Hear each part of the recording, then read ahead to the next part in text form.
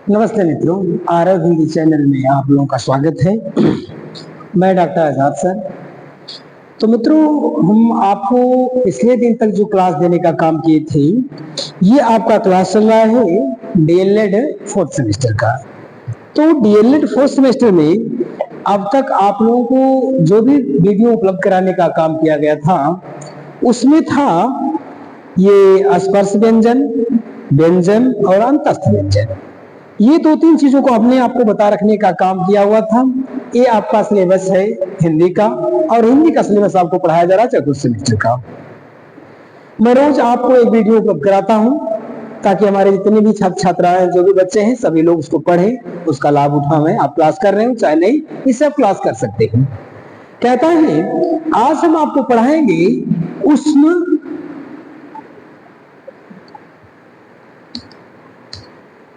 उष्ण व्यंजन। ये देखिए, ये है आपका एक व्यंजन जिसका नाम है उष्ण। यानी व्यंजन को मैंने बताया था कि वह अंतस्थ होते हैं, स्पर्श होते हैं, उष्ण होते हैं, तमाम प्रकार के होने का काम करते हैं। उसको मैंने बताया आपको। यहां मैं आपको बताने का ये प्रयास कर रहा हूं, ये जो उष्ण व्यंजन होते हैं, जिसको नाम से ही ऐसा प्रतीत होता है कि ऐसा कोई व्यंजन तो है, ऐसा कोई व्यंजन वर्ण तो निश्चित रूप में है जिसका नाम लेने मात्र से स्पष्ट होने का काम करता है, तो उसको कहने से उष्मा बाहर को होती होगी, उष्मा बाहर को निकलने का काम करती होगी, ऐसा प्रतीत हो रहा है। आइए देखते हैं उसमें क्या कहना चाहता है। कहता है कि उष्ण व्यंजन हम किसे कहने का। यदि आपका प्रश्न ऐसा कभी आ जाए, आपके सामने कभी भी ऐसा प्रश्न अगर आ जाने का काम करता है, तो आपका उत्तर होगा कि जिन वर्णों के उच्चारण में, जिन वर्णों की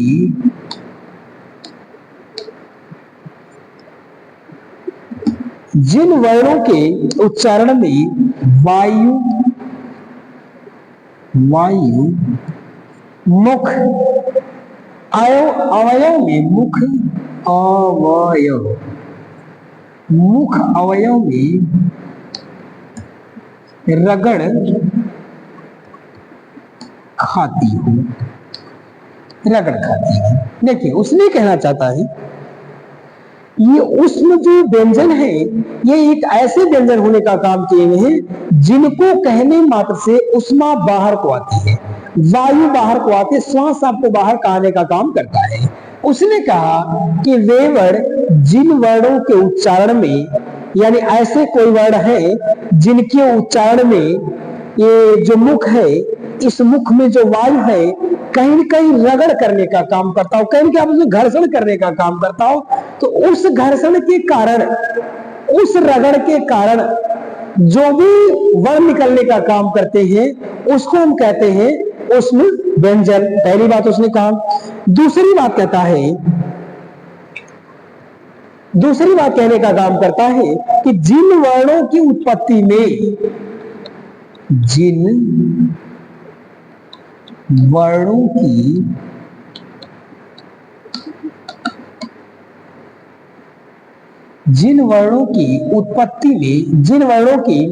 उत्पत्ति में हवा, जिन वर्णों की उत्पत्ति में हवा घर्षण से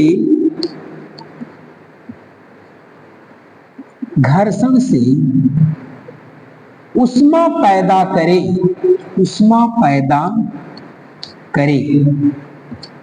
कहता है कि जिन वर्णों की उत्पत्ति में ये जो हवा है, ये कहीं न कहीं क्या करती है, घर्षण करने के कारण उष्मा पैदा करती है। और जहां उष्मा पैदा होगा, जहां घर्षण होने का काम करेगा, जो वर्ण उससे निकलने का काम करेंगे, उन्हीं वर्णों को क्या कहते हैं, उष्ण व्यंजन कहने का काम किया जाता है। अगली बात कहता है, और कहता है उष्ण वर्णों की संख्या, उष्ण वर्णों की संख्या चार होती है। ये देखिए, कहता है कि जो उष्ण वर्ण होते हैं, भाई कभी अगर आपसे कभी पूछ दे कि उष्ण वर्ण कितने होते हैं, तो आपका उत्तर होगा कि ऊष्म वर्णों की संख्या 4 होती है।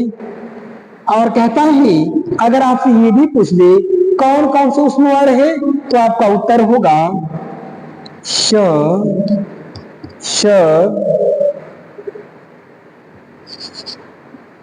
स, श और ह। श, श, स, ह। इन्हें हम ऊष्म वर्ण कहते हैं।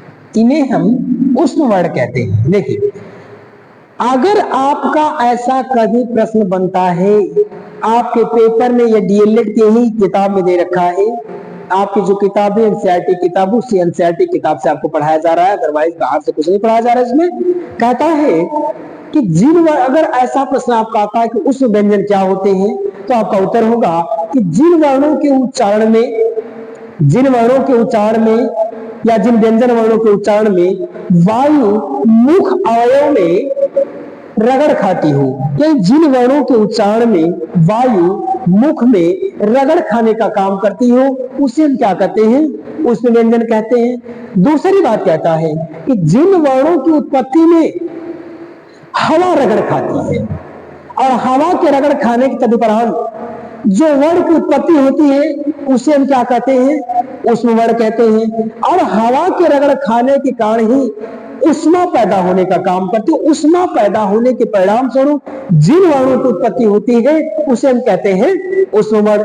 तीसरी बात कहता है, यदि आपसे प्रश्न ये पूछ दे कि ऊष्म वर्णों की संख्या कितनी होती है, या ये कह दे ऊष्म वर्ण कौन कौन से हैं, तो ऊष्म वर्णों की संख्या कितनी होती है? 4 होती है। श, श, स और ह। इन्हें क्या कहते हैं? ऊष्म वर्ण कहने का काम किया जाता है। तो ये आपका रहा ऊष्म वर्ण। आपने जाना ऊष्म वर्ण को, आपने समझा अभी।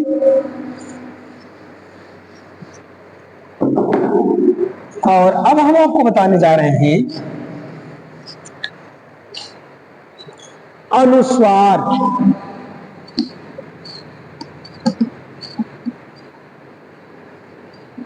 देखिए, ये अक्सर परीक्षाओं में देता रहता है। तो अनुस्वार किसे कहते हैं, उसका पहचान आप कर लीजिए। ये होता है, ठीक, बिंदी लगे। देखिए, बिंदी 2 है, एक चंद्र बिंदी, एक बिंदी। तो केवल बिंदी अगर लग रही है तो इसको हम कहते हैं अनुस्वार कहा जाता है। ये अनुस्वार होता है। अगर पूछता है अनुस्वार क्या है, तो आपका उत्तर होगा अनुस्वार स्वतंत्र वर्ण नहीं होता। अनुस्वार स्वतंत्र वर्ण नहीं। ये देखिए, कहता है कि जो अनुस्वार होता है ये स्वतंत्र, ये खुद का वर्ण नहीं है, ये परतंत्र होता है। कहता है अनुस्वार कोई वर्ण नहीं है।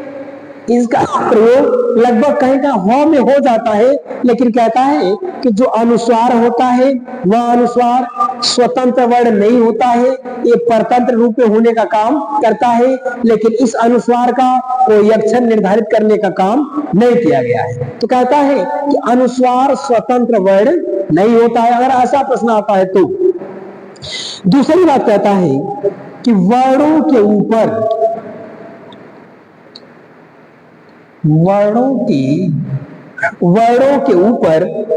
लगने वाली बिंदी,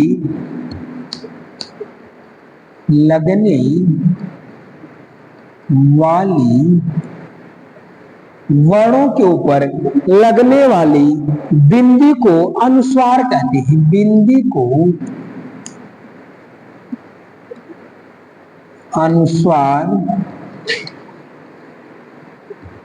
अनुस्वार कहते। देखिए, दूसरी बात कहता है कि किसी भी वर्ण के ऊपर, वह चाहे स्वर हो चाहे व्यंजन हो, किसी भी वर्ण के ऊपर यदि बिंदी लगा दी जाए, इस तरह की बिंदी का प्रयोग कर देने का काम किया जाए, तो समझ लीजिएगा कि वह क्या है, बिंदी को अनुस्वार कहते। यही बिंदी, अनुस्वार जो बिंदी है, इसी बिंदी को हम अनुस्वार कहते हैं। यानी इसमें ये कहना चाहा है कि वर्ण के ऊपर लगने वाली जो बिंदी होती है उसे हम क्या कहते हैं, अनुस्वार कहते हैं। अगली बात कहता है कि यह क्या होता है, स्वर और व्यंजन, कहता यह स्वर और व्यंजन दोनों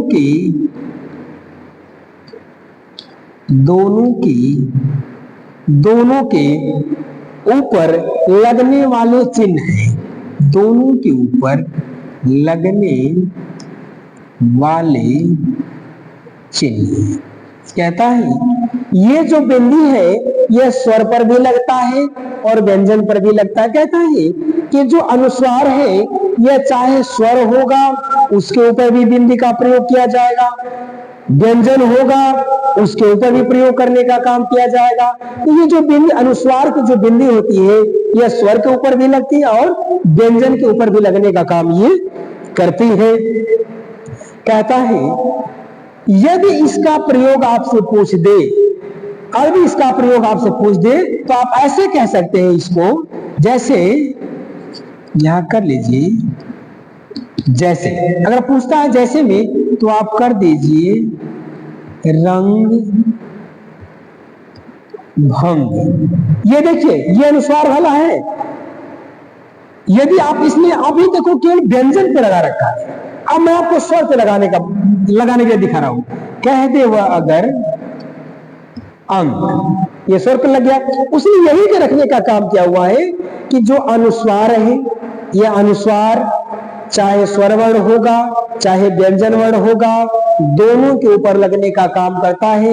लगने की प्रक्रिया इनकी यही है, बिंदी के वर्ण के ऊपर लगने का काम ये करता है। ये रहा आपका अनुस्वार। यानी ऐसा कहीं भी प्रश्न अगर आपका आए तो आप समझ लेना कि इसका प्रयोग यही बताना चाहता है कि अनुस्वार स्वतंत्र वर्ण हो। कहता है कि जो अनुस्वार होते हैं ये स्वतंत्र वर्ण नहीं होते हैं। दूसरी बात कहता है वर्णों के ऊपर लगने वाले, उसने कहा कि वर्णों के ऊपर लगने वाली बिंदी जो होती है उस बिंदी को क्या कहते हैं, अनुस्वार कहते हैं। तीसरी बात कहता है ये जो अनुस्वार है ये अनुस्वार स्वर हो चाहे व्यंजन हो, स्वर और व्यंजन दोनों के ऊपर लगाने का एक काम किया जाता है, इसको कहते हैं अनुस्वार। और एक बात और बताने का काम किया हुआ है। कहता है ये जो कहा है अगर इसका प्रयोग पांचों वर्ण अक्षर के पूर्व हो, कहता इसका प्रयोग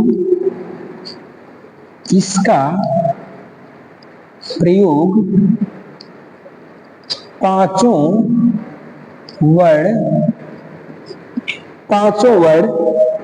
अक्षरों से पूर्व होता है, अक्षरों से पूर्व होता है। कहता इसका प्रयोग, कहता है इसका प्रयोग जो पांच वर्ण हैं उन अक्षरों से पहले होने का काम करता है। जैसे कहता है न, या उसने कहा कि इनका जो प्रयोग होता है वर्णों से पहले होने का काम करता रहता है। तो ये आपका रहा अनुस्वार। और अब हम आपको पढ़ाएंगे विसर्ग। कहता है आपने समझा अनुस्वार को, अब हम आपको बताने की कोशिश करेंगे विसर्ग को।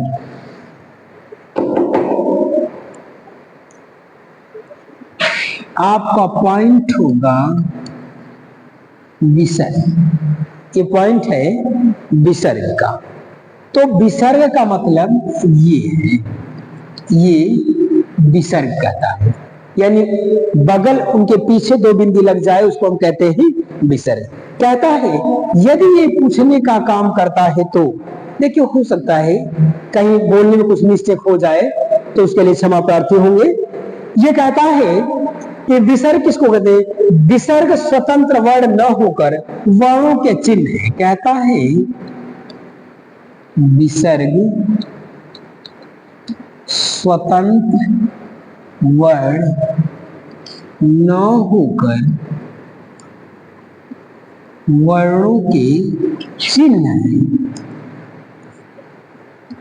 कहता है देखिए पहली बात उसने ये बताया है कि जो विसर्ग है ये स्वतंत्र वर्ण नहीं होता है। जो विसर्ग होता है ये स्वतंत्र वर्ण नहीं होता है।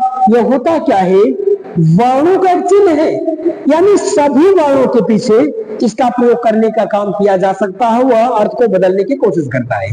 कहता है यह वर्णों के एक प्रकार के चिन्ह है। दूसरी बात इसने कह रखा है, यह प्रायः स्वर वर्ण के बाद होते हैं। यह स्वर वर्ण के बाद होते हैं। यह स्वर वर्ण के बाद होते, कहता है यह स्वरों के बाद आने का काम करते हैं। और अगली बात क्या रखा है, यह र या स का रूपांतर मात्र होता है। कहता यह र या स का रूपांतर मात्र होता है। कहता है यह र या स का रूपांतर मात्र होने का काम करता है। कहता है इसका जो प्रयोग होता है, इसका जो प्रयोग होता है उच्चारण के स्थान से उच्चारित किए जाते हैं, यानी उच्चारण के स्थान से उच्चारित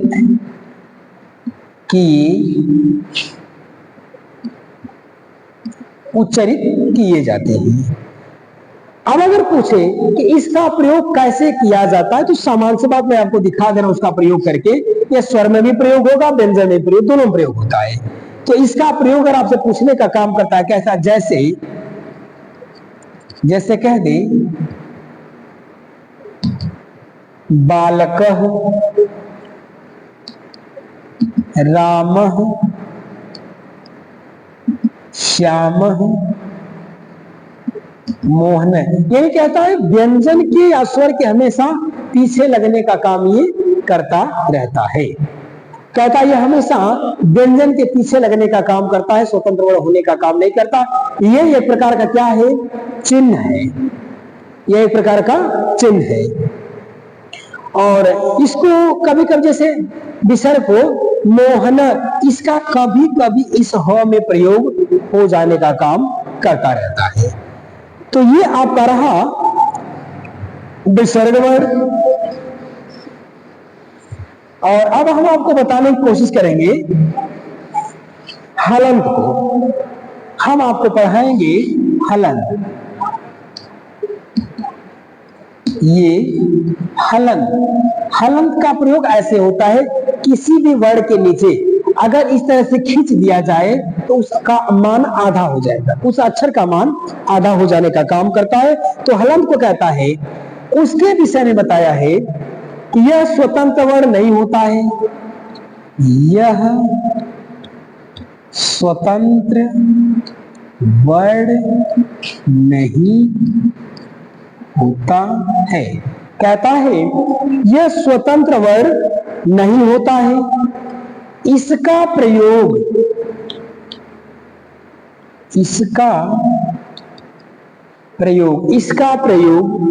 हमेशा वर्ण के बाद होता है। हमेशा वर्ण के बाद होता है। अगला कहता है हलंत का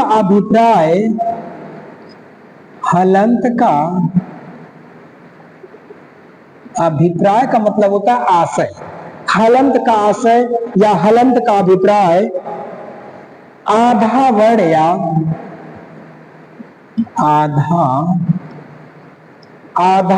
या स्वर रहित वर्ण, आधा वर्ण या स्वर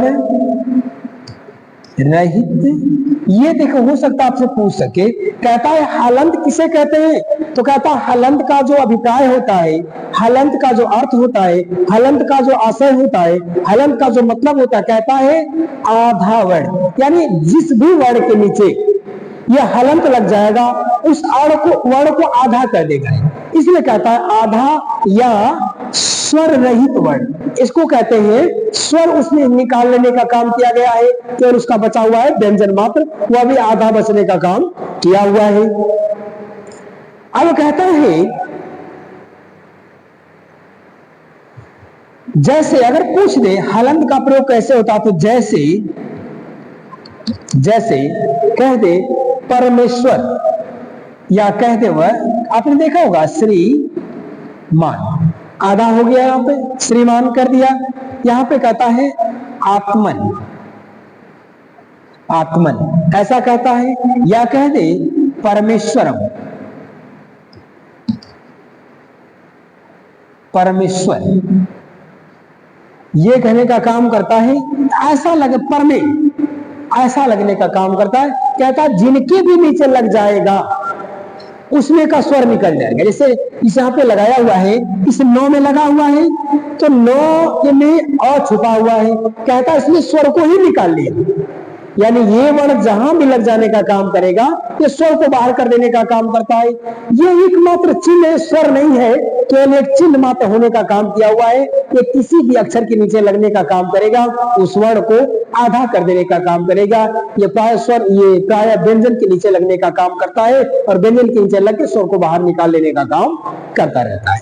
तो ये आपका रहा हिंदी का विसर्ग, हलन, अनुस्वार और उष्म वर्ण आपने पढ़ने का काम किया। अगली वीडियो पुनः आपसे मुलाकात होने का काम करेंगे, उसमें हम आपको पढ़ाने का काम करेंगे, उच्चारण शिक्षण को पढ़ाने का काम करेंगे। तब तक के लिए जय भारती, जय विद्यार्थी।